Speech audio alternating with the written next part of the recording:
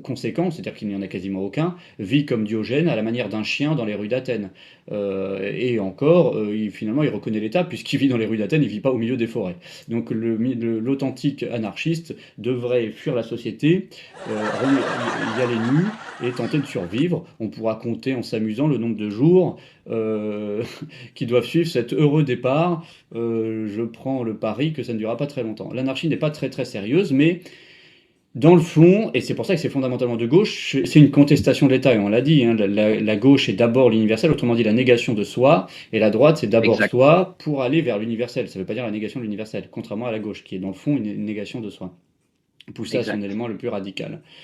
Donc tout ça est très compliqué, mais comme c'est extraordinaire, touché par la grâce de la droite, ça devient un peu moins idiot, voire ça devient une piste intéressante, comme quoi, parce que la question finalement c'est la question de la place de